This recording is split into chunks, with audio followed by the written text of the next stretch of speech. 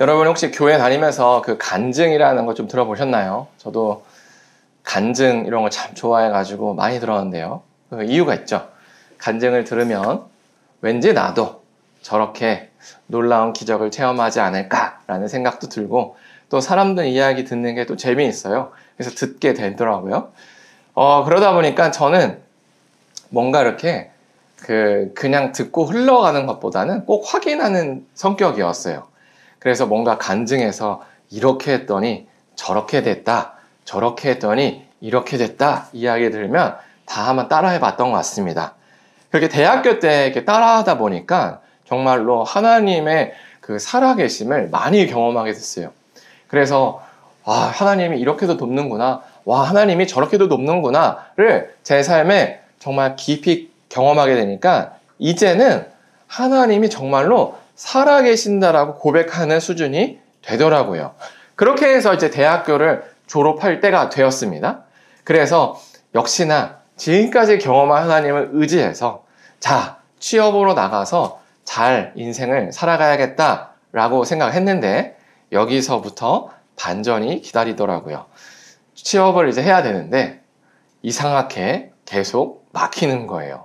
제가 정말로 학교에서 잘 준비했다라고 생각했는데 이렇게 하반기 대학교 4학년 공채가 막히고, 또 졸업해서 상반기 공채가 막히고, 그 하반기와 상반기 사이에 있는 이제 중견기업, 중소기업 취업에서도 면접까지 가는데 최종 면접에서 면접도 잘 본 것 같은데 떨어지고, 이런 일이 계속 벌어지는 거예요.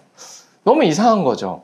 지금까지 하나님을 정말 잘 믿고 잘 왔다고 생각했는데 왜 결정적인 순간에 나를 미끄러지게 할까?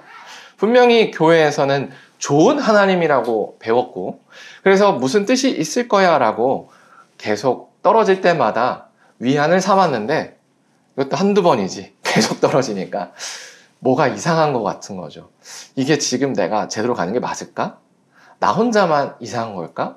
다른 사람들은 잘 풀리는 것 같은데, 심지어 교회를 안 다니고 예수님을 안 믿는 사람도 잘 풀리는데 나는 왜 이렇지? 오히려 하나님을 믿으면 더 잘 돼야 될 것 같은데 왜 나는 스텝이 꼬여서 더 안 가지는 것 같지? 라고 느껴지는 게 온다라는 거죠. 저만 그렇지 않고 아마 여러분의 삶에도 그런 것들이 있을 거예요. 누군가에겐 저처럼 취업의 문제일 수도 있고, 누군가에게는 커리어의 문제일 수도 있고, 누군가에게는 가족 또는 연애, 다양한 관계적인 문제일 수 있을 겁니다. 분명히 하나님 안에서 모든 게 형통할 것 같은데 이상하게 방황하고 막히고 좌절하는 경험을 한다는 거예요. 근데 하나님은 왜 그런 걸 줄까요? 그 질문에 대한 답이 바로 오늘 본문에 있습니다.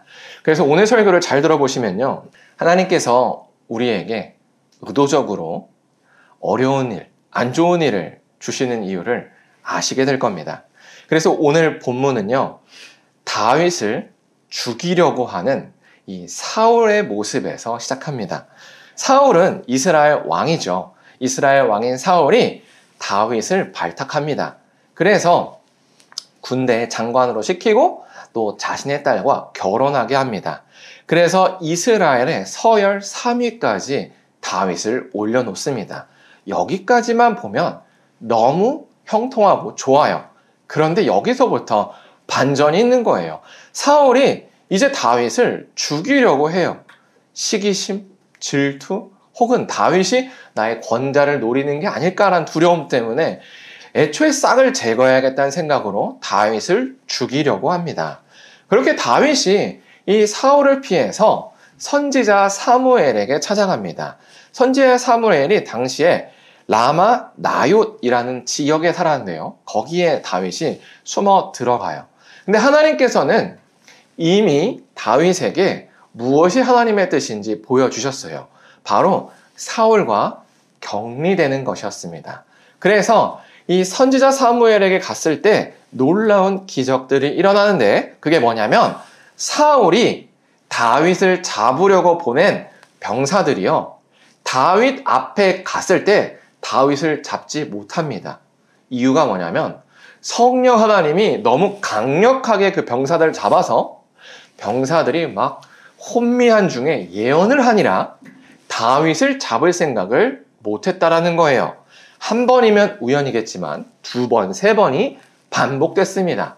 그런데 사울이 이렇게 실패를 거듭하자 이번엔 내가 직접 나서겠어 라고 하면서 찾아가는데 역시나 사울 역시도 강력한 성령 하나님의 그 붙드심에 혼미해져서 수치스러운 것도 모른 채 옷을 홀딱 벗고 거리에 누워서 예언을 했다라는 거죠.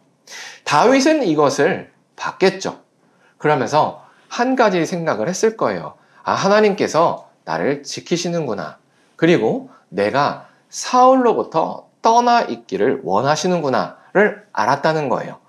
그런데요, 시간이 이렇게 흘렀다는 거예요. 근데 사람이 참 신기한 게요, 화장실 갈 때와 나올 때가 좀 달라요. 이제 다윗이 이 라마 나요시라는 지역에서 안전하고 여유로운 삶을 살다 보니 이제 여러 가지 생각들을 하게 되는 겁니다. 뭐냐면 과거에 이스라엘 궁전에서 좋았던 시절이죠. 아, 사울에게 쫓기기 전까지만 해도 와, 너무 좋았는데 지금 내가 여기 있는 게 맞을까? 아, 혹시 이제 사울 왕이 이제 미친 것이 끝나가지고 내가 돌아오길 기다리지 않을까? 아, 내가 하나님 뜻이라고 생각했긴 했는데 지금 이렇게 떨어져 있는 게 하나님 뜻이 맞을까? 이런 생각이 드는 거죠. 왜냐하면 그때 그 시절이 그립거든요. 거기 가면 사람들의 칭송도 있고요, 먹을 것도 많고요, 정말 모든 게 좋았거든요. 그래서 다윗도 마음속에 이런 생각이 드는 거예요. 그래가지고 그래, 내가 이번에 사울 왕님한테 제대로 단판을 지어보겠다. 한번 정말로 나를 죽이려고 했던 건지 아니면 내가 착각했던 건지 알아봐야겠다라고 찾아갑니다. 그렇게 해서 사울 왕에게 직접적으로 나가기 좀 두려우니까 그의 아들 요나단을 은밀히 불러요. 그래서 성 밖에서 만납니다. 그래서 일단은 하소연을 하죠. 그 요나단한테, 아니 내가 도대체 뭐가 그렇게 잘못했냐? 내가 너희 아버지한테 뭐 그렇게 잘못했어? 나는 별로 죄를 지은 게 없는데? 그러니까 요나단도, 맞아 다윗아, 넌 잘못한 게 없어. 근데 다윗이 이렇게 얘기합니다. 너희 아버지 근데 왜 날 죽이려는 거야? 나 너무 억울해. 이런 대화를 주고받는 거예요. 이 시점에서 어떤 목사님이 이런 설교를 하시더라고요. 이때 다윗은 라마 나옅에 머물러 있어야 한다. 왜냐하면 라마 나옅은 선지자 사무엘이 있는 곳이고 그곳은 하나님과 함께하는 곳이다. 그래서 하나님과 함께 해야 했다. 너무 성급하게 사울에게 찾아왔다. 이것이 다윗의 패착 요인이었다라고 설교를 하시더라고요. 저도 이걸 들었을 때 그런 것 같다, 일리가 있었어요. 그런데 한편으로 제가 생각을 해보니까 이런 설교는, 이런 설명은 조금 현실성이 없다라는 생각이 들었습니다. 이분이 이야기한 게 이거예요. 그래서 젊은 사람들은 특별히 인내가 어렵고 그 자리에서 버티는 게 어렵다. 하나님 안에서 머무르고 인내해야 되지 라고 얘기하셨는데, 정말 인내의 열매가 있다는 건 동의하나 제가 이 현실성이 없다라고 느꼈던 포인트는 뭐냐면, 사람은 성장하는 존재라는 걸 이 목사님이 놓쳤다라는 그 부분이에요. 우리가 물 위를 걷는 법을 혹시 아시나요? 사람이 물 위를 걷는 법? 사람이 물 위를 걸을 수가 있어요. 뭐냐면 발을 물 위에 딱 댔을 때 이 발이 빠지기 전에 다른 발을 대는 거예요. 그리고 그 발이 빠지기 전에 또 다른 발을 대면 걸을 수가 있어요. 이렇게 말로 하면 그럴싸하지만 다들 아시겠지만 현실성이 없는 얘기입니다. 그와 같은 거예요. 다윗은요, 이때 10대 후반, 20대 초반이에요. 그런데 아까 그 목사님의 그 적용은요, 완숙한 신앙인의 모습인 거죠. 사람은 성장하는 존재예요. 신앙도 성장해야 돼요. 그런데 그 모든 단계를 뛰어넘고 우리는 지금 바로 완벽해야 돼 라는 건 매우 폭력적인 적용이라는 겁니다. 근데 우리가 의외로요, 이 신앙생활에서 자신에게도 타인에게도 그렇게 적용할 때가 있어요. 성경에 대한 지식이 쌓이면 하나님께서 무엇을 기뻐하고 무엇을 싫어하는지를 알게 됩니다. 그러다 보면은 자신에게도 타인에게도 지금 당장 완벽하기를 기대해요. 그러다 보니까 실수하는 것에 대해서 인내를 못 해줍니다. 자기에 대해서 인내를 못 해주는 거는 그래도 괜찮은데, 문제는 자기에 대해서 인내해주지 못하고 여유가 없는 사람들은 타인에게도 그렇게 됩니다. 그래서 이런 얘기를 자주 합니다. 아니, 어떻게 그래? 라는 말이죠. 아니, 어떻게 그럴 수가 있어? 너 어떻게 그럴 수 있니? 라는 거예요. 이 말은 상식적으로 너의 행동이 말이 안 된다는 거예요. 왜 그렇게 어리석게 행동하냐라는 거죠. 그러나 그것은요, 아까도 말씀드렸던 것처럼 너무 완벽한 모습을 기대했기 때문에 그런다는 거죠. 우리의 삶은요, 시행착오가 필요해요. 하나님도 이걸 아시죠. 그래서 그 시행착오 가운데 우리가 성장하기를 놔두세요. 그래서 다윗이요, 그 라마 나요새 버티지 못한 걸 그냥 허락하신 거예요. 그래서 직접 단판을 지으려는 그 혈기 그대로를 놔두세요. 왜요? 그 시행착오가 다윗의 성장에 필요했기 때문인 거예요. 다윗이 나중에 시편에서 수많은 아주 놀라운 고백들을 하는데 그 고백이 하루아침에 생겼냐는 거죠. 절대 아니라는 겁니다. 신앙에 엎치락, 뒤치락이 있었다라는 거예요. 그 엎치락, 뒤치락이 없으면 성숙도 없다라는 겁니다. 이거를 우리가 간과하면 정말 자기도 힘들고 주변 사람들도 힘들죠. 제가 특별히 그런 사람이었는데, 저는 이제 성경과 그 간증들 막 이런 걸 들으면서 어떻게 하면 하나님께서 우리를 복 주시고 어떻게 해야 내가 하나님의 복을 받을 수 있는지를 잘 알게 됐습니다. 그러다 보니까 저는 욕심이 생겼어요. 빨리 하나님의 복을 받아서 빨리 뭔가 놀라운 기적과 뭐 성공, 대단한 스토리의 주인공이 되고 싶었죠. 그래서 정말 열심히 살았어요. 근데 걸리적거리는 존재가 하나 있더라고요. 그게 바로 같이 사는 우리 엄마였어요. 어머니가 같은 신앙생활을 하는데 왜 우리 가족 공동체에 이렇게 잘못된 길을 가지? 하면서 막 엄청 쪼았습니다. 그래서 어머니가 저 때문에 몇 번 집을 나갔어요. 너무 잔소리를 해가지고. 이럴 정도로 제가 이렇게 막 어머니를 쪼았던 기억이 나죠. 그 동기를 보면 표면적으로는 저는 우리 가족이 잘 되기 위해서, 어머니가 잘 살기 위해서라고 했지만 이제 와서 돌아보면 솔직히 제 안에는 어머니 때문에 내가 피해볼까? 라는 두려움이 있었던 거죠. 시간이 지나서 결혼을 했습니다. 결혼을 하니까 대상이 바뀌었죠. 아내가 됐어요. 그래서 아내를 쪼기 시작하더라고요. 그렇게 시간이 쭉 흐르면서 제가 저를 이제 깨닫게 된 거예요. 내가 그 시행착오를 하나님께서 허락해 주신다는 걸 몰랐구나. 그래서 지금 당장 뭔가 열매를 맺지 않으면 큰일 날 것처럼 늘 사람들에게 얘기했겠구나 라고 생각이 들었어요. 근데 이게 마치 이런 거죠. 초등학생 아이에게 대학교 수학 문제를 딱 갖다 주고 풀어봐. 너 이거 왜 못 풀어? 이런 거 같은 거예요. 우리의 신앙도 예수를 믿었다고 갑자기 예수님처럼 거룩해지지가 않아요. 예수님 안 닮은 모습, 혹은 닮아가는 모습, 혹은 반대로 가는 모습이 무수히 많습니다. 그 과정에서 그릇된 길을 가다가도 이렇게 하니까 하나님께서 안 기뻐하시고, 안 기뻐하니까 내 삶이 안 좋구나 깨닫고 돌이키기도 하고, 하나님의 뜻대로 가보니까 하나님이 기뻐하셔서 잘했다고 칭찬해 주시고 동기부여로 뭔가 상도 주시는 걸 경험하면서 조금씩 이렇게 하면 되고 저렇게 하면 안 되고를 깨달아가는 게 신앙생활이라는 거예요. 그래서 우리는 여유를 가져야 돼요. 나에게 여유를 가져야 돼요.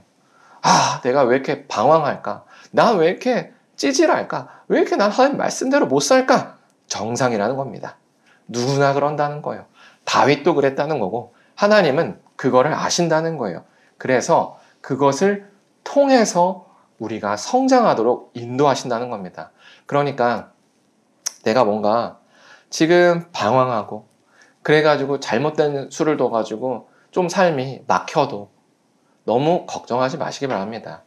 우리의 이런 찌질하고 연약한 모습조차 하나님 아셔가지고 플랜 안에 다 두어두세요. 이렇게 방황하는 것조차 계획 안에 있습니다. 그래서 여기서 우리가 잘 깨닫고 성장해서 다음 스텝으로 넘어갈 수 있게 이미 계획을 해주셨다는 거예요. 우리가 하나님의 계획 너머로 나를 망가뜨리기가 어려워요. 생각보다. 아무리 노력해도 하나님의 우리를 붙들려는 계획에서 우리가 떨어지기가 어렵습니다. 어떻게 해서든 돌아온다는 거예요. 어떻게 해서든 하나님이 우리를 붙들고 은혜의 자리로 가게 하신다는 걸 기억해야 됩니다. 그렇게 해서 하나님이 이 조급하게 문제를 해결하려는 다윗을 이 요나단 앞으로 그냥 인도하신 거예요. 그래서 요나단에게 막 하소연을 하는 거죠. 아니야, 너네 아빠 어떻게 나한테 이럴 수 있냐? 내가 너네 집에 얼마나 헌신을 했어. 요나단도 잘 알죠. 그래서 요나단이 이렇게 얘기합니다. 아버지가 나한테 크고 작은 일 다 얘기하는데 그래, 한번 내가 확인해 볼게. 그러니까 우리 한번 약속을 해보자 하면서 약속을 해요. 매월 초면 그 당시에 문화가 있었는데요. 제사를 지내고요. 음식을 가족이 한 식탁에 모여서 3일 동안 같이 먹는 문화가 있었습니다. 그러니까 다윗은 사울의 사위였으니까 모여야 됐던 거예요. 근데 의도적으로 한번 빠져보자라는 게 둘의 약속이었어요. 그래서 사울이 이 다윗이 빠진 모습을 보고 어떻게 반응하는지를 살펴서 과연 사울이 다윗을 죽이려고 하는지 안 죽이려고 하는지를 보자고 했어요. 그래서 만약에 사울이 다윗이 없는 모습을 보고 화를 내면 이건 정말 사울이 나를 죽이려는 의도가 있다라고 보고 아니면 돌아오자, 성으로 돌아가자라는 게 약속이었어요. 근데 다윗과 이제 뭐 수신호를 할 수가 없으니까 또 하나의 그 약속을 정했어요. 뭐냐면 사울이 죽이려고 한다면 화살을 다윗이 숨어있는 돌 뒤로 멀리 쏘고 사울이 다윗을 죽이려고 하지 않으면 다윗 숨어있는 돌보다 앞쪽에다 화살을 쏘겠다라고 약속을 했습니다. 그렇게 다윗이 숨어있고 이제 요나단이 사울의 식탁에 참여합니다. 첫째 날이 되었어요. 다윗이 없었습니다. 근데 사울이 아무 말을 안 해요. 근데 이유를 성경에서 얘기해 준 거에 따르면 사울이 이렇게 생각을 했대요. 다윗이 이 하나님의 제사 음식을 먹을 수 없는 어떤 부정한 일을 했기 때문에 못 나왔나 보다라고 생각한 거예요. 이 부정한 행동이라는 건 뭐가 있냐면 뭐 시체 옆을 지나가는 것, 뭐 이런 것들이 있는 거죠. 이런 부정한 행동을 하면 하루 동안 부정합니다. 그러면 다음 날인 두 번째 날에는 다윗이 나와야 될까요? 안 나와야 될까요? 나와야죠. 다음 날에도 식탁에 다윗이 없던 거예요. 그래서 사울이 물어봅니다. 요나단아, 다윗이 어디 있더냐? 그랬더니 요나단이 다윗과 짠 대로 얘기해 줍니다. 아, 다윗이요. 이맘때 집에서 제사를 지른대요. 그래서 그 맏형이 불러가지고 집으로 갔다고 합니다. 이렇게 얘기를 했어요. 우리가 생각할 때는 뭐 그럴 수도 있지 라고 생각할 수 있지만 사울은 불같이 화를 냈습니다. 뭐라고 화를 내냐면 네가 다윗을 보내? 네가 우리나라를 팔아먹어? 이런 패역한 아들, 소생의 아들아 하면서 비난하는 거죠. 사울은요, 이날 다윗을 애초에 죽이려고 했던 거예요. 왜냐하면 이날은 오겠지라고 생각했던 거예요. 그래서 이날 오면 죽여야겠다라는 게 사울의 계획이었는데 요나단이 아무것도 모르고 보냈다. 다윗을 살 기회를 주었다라고 생각했던 겁니다. 근데 어찌나 사울이 화를 냈던지 옆에 있던 창으로 자기의 아들 요나단에게 던지는 거예요. 그래서 요나단도 죽이려고 작정을 했던 거죠. 그래서 요나단이 깨닫습니다. 아, 아버지가 정말로 나를 죽이려고 하는 거구나. 그래서 잽싸게 나가서 다윗에게 활을 싹 쏩니다. 활이 어디로 갔을까요? 다윗이 숨어있는 돌 너머로 슉 날아가는 거예요. 다윗이 이 화살을 보면서 마음이 어땠을까요? 아마 마음이 쿵 내려앉았을 거예요. 왜냐하면 그 3일 동안에 별의별 생각을 다 했겠죠. 돌아갈 수 있을까? 만약에 못 돌아간다면 어떻게 될까?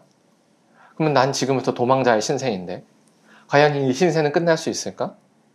뭐 하나님은 나에게 왕이 되겠다고 약속을 주셨는데 이게 과연 이루어질까? 이게 과연 하나님의 뜻이 맞을까? 내 인생은 왜 이러지? 그럼 우리 가족은? 그럼 내가 결혼했던 나의 아내는? 아마 이런 다양한 생각들, 미래에 대한 암담함, 좌절스러움, 그리고 앞으로 시작되는 방황들, 끝이 안 나는 이런 순간들이 머릿속에 있었는데 3일째가 된 날 화살이 멈춰야 되는데 멈추지 않고 계속 넘어가면서 이제 깨닫게 되는 거죠. 아, 사울이 나를 정말로 죽이려나 보다. 이래서 아마 다윗의 마음은 완전히 무너졌을 거예요. 그러면서 요나단이 애통한 마음으로 그 화살을 주수로 보낸 하인에게 이렇게 얘기하는 거죠. 다윗에게 드러나는 듯이 어서 빨리 도망가거라! 어서 빨리 잡으러 가거라! 이렇게 얘기를 합니다. 요나단의 말을 들은 다윗은 아마 무슨 말인지 이해가 됐을 거예요. 그리고 더 마음이 슬펐겠죠. 그래서 그 화살을 주워온 하인을 집으로 돌려보내고 요나단과 다윗이 부둥켜 안고 울면서 서로 작별합니다. 그리고 이제 다윗은 이제 언제 끝날지 모르는 방황의 인생을 시작하게 돼요. 그렇게 광야를 나갔죠. 그게 오늘 본문의 이야기인데 여기서 우리는 한 가지 사실을 알 수 있어요. 하나님은 왜 다윗을 이렇게 인도하셨을까예요. 너무나도 좌절스럽고 방황하는 인생을 굳이 걷게 하셔야 했을까? 그러나 우리가 이제 제3자의 입장에서 이 역사를 아는 사람으로서 보면 이 방황의 시작은 사실 왕이 되기 위한 여정의 시작이었다는 걸 알 수 있죠. 이 방황의 시작이 없었다면 왕이 되기 위한 여정의 시작도 없었다라는 거예요. 그런데 하나님은요, 그 현장에 있는 사람에게는 이렇게 다가오지 않으세요. 깜깜한 터널로 다가오세요. 그리고 결과에 대한 약속만 주시는 거예요. 네가 왕이 될 거야. 근데 하나님, 제 삶은 너무 깜깜한데요. 이 언제 해결될지도 모르는 이 방황은 어떻게 해결해 주실 건데요? 라는 질문엔 답을 안 해주세요. 근데 이게 바로 하나님이 우리를 인도하시는 방법입니다. 창세기 12장을 보면요, 아브라함이라는 사람이 있어요. 하나님이 이 사람을 뽑은 이유는 바로 하나님의 나라를 세우기 위해서예요. 지금의 이스라엘이죠. 그 이스라엘의 선조인 아브라함을 뽑으세요. 나이가 75세 때입니다. 그리고 명령하신 게 뭐냐면 아브라함아, 너의 아버지와 집과 고향을 떠나라 라는 게 명령이에요. 그러면 우리는 이렇게 얘기하죠. 그래서 어디를 가야 되죠? 언제 도착하죠? 근데 그런 거 답을 안 하세요. 뭐라고 하시냐면 나오면 내가 너를 인도하리라 이겁니다. 막막하죠. 이게 하나님의 인도하심의 방법이에요. 근데 결과는 뭐예요? 복을 주신다라는 결과만 주신 거예요. 근데 과정은 얘기를 안 해주세요. 이게 하나님의 인도하시는 거죠. 또 예수님의 제자들도 그래요. 예수님의 제자들은 예수님이 유대인의 왕으로 왔다는 걸 알게 됩니다. 그래서 당시에 로마의 유대인이 식민 지배를 받았기 때문에 예수님을 통해서 이제는 독립을 할 수 있다라고 생각했습니다. 그래서 예수님을 잘 따라다니면 우리도 예수님께서 새롭게 세우는 나라에 한 자리를 하겠다라고 생각했어요. 근데 결과를 우리가 다 알죠. 예수님이 그냥 십자가에서 힘없이 죽어버려요. 모든 꿈이 무너지는 겁니다. 이 예수님의 허무한 죽음 앞에 제자들은 막막했겠죠. 모든 걸 버리고 따라왔어요. 모든 걸 잃어버렸습니다. 근데 그 죽음이 뭐죠? 바로 참된 하나님 나라의 시작이라는 거예요. 3일 뒤 예수님이 부활하시면서 제자들은 정말로 하나님 나라에 큰 자리를 얻게 되죠. 그래서 자신의 목숨을 바쳐서 이 복음을 전하는 사역에 참여하게 됩니다. 근데 제자들에게 예수님이 그걸 다 알려주셨을까요? 아니라는 거예요. 분명히 들었어도, 결과를 들었어도 당장 죽어버리는 그 현실 앞에 마음이 무너지는 건 어쩔 수 없어요. 우리도 이 예수님의 죽음으로 이제 죄인에서 천국 백성이라는 새로운 신분을 얻었습니다. 그렇다 보니까 우리도 하나님의 인도하심을 그대로 적용을 받아요. 그래서 하나님은 우리에게 약속을 주셨어요. 무슨 약속이냐면 내가 반드시 너희를 천국으로 인도하리라는 마지막에 대한 약속을 받았어요. 그리고 내가 너를 보호하리라 라는 약속이죠. 그런데 그 과정은요, 약속을 안 주신다는 거예요. 다윗에게 그러신 것처럼, 아브라함에 그러신 것처럼, 예수님의 제자들에게 그러신 것처럼 우리에게도 천국에 가겠다, 보내주겠다, 그리고 너의 삶을 내가 보호하리라 라는 약속을 주셨지만 우리에게 주시는 현실은 어둡고 방황스럽고 좌절스러운 그런 현실을 주신다라는 거예요. 왜냐하면 그게 하나님의 방식이거든요. 하나님은 절망을 통과하여 희망을 주시고 어두움을 통과하여 밝은 빛으로 인도해 주시는 게 바로 하나님의 방법입니다. 그래서 하나님께서 나에게 좌절스러운 순간을 준다는 건 너를 여기서 짓밟겠다라는 게 아니라 이것을 통과하여 밝은 빛으로 인도하시겠다라는 강력한 의지입니다. 다윗이 광야 여정을 시작하여 군대를 모은 것처럼 우리에게도 어두운 터널과 답이 보이지 않는 인생이 지금 생각해보면 끝이 없는 방황과 좌절과 혼란과 두려움이겠지만 한 걸음 뒤에서 머물러서 그 시점을 다시 돌이킨다면 이것이 희망의 시작이었다는 것을 알게 된다는 겁니다. 그리고 심지어 우리가요, 실수를 해서 우리가 뭔가 잘못을 해서 부주의해가지고 그 방황이 시작돼도요, 그 또한 하나님의 계획 안에 있다라는 겁니다. 다윗이 라마 나요트에 머물렀으면 어쩌면 방황을 하지 않았을 수도 있겠죠. 근데 다윗이 혈기에 단판을 지으려고 사울을 찾아가서 이 일이 벌어졌습니다. 그런 결과가 뭐예요? 하나님의 계획 안에 있었다는 거죠. 우리가 우리의 삶을 보면 언제나 옳은 길을 갈 수가 없어요. 갈 수도 없고 가고자 하는 마음도 잘 안 듭니다. 죄를 사랑하고 그릇된 길로 가고자 하는 게 우리 본성입니다. 그런데 그럴지라도, 그래서 우리 삶이 조금 꼬이고 좌절되고 방황하더라도 그 또한 계획 안에 있다는 거예요. 그 시행착오조차 사용하셔서 하나님이 우리를 밝은 길로 인도한다는 사실을 기억하셨으면 좋겠습니다. 그래서 내가 좀 오늘 힘들고 좀 내가 마음에 안 들고 그래도 여유를 가지시기 바랍니다. 그리고 이 실패와 이런 방황이 나 때문이 아니라 다른 사람, 환경일지라도 그거 역시나 하나님의 계획 안에 있다는 사실을 기억하셔서 우리가 여유를 가져야 됩니다. 하나님 안에서 자유하다는 건 바로 이거예요. 그래, 하나님은 계획이 있어. 지금 내 시선에서는 답이 없고 막막하고 두렵고 방황이지만 하나님은 계획이 있어. 그래서 난 괜찮아. 이 믿음에서 오는 여유가 있는 거예요. 이게 하나님께서 우리에게 허락해 주시는 하늘의 평안이자 정말 참된 자유입니다. 이 자유를 붙드셔서 우리가 한 걸음 한 걸음 살다 보면 언제 끝날지 모르는 이 방황이 끝나 있다라는 겁니다. 그리고 끝나 있는 그 순간에 이 또한 계획 안에 있었구나를 고백한다는 거예요. 왜요? 하나님의 인도하는 방식이 이거였기 때문인 거죠.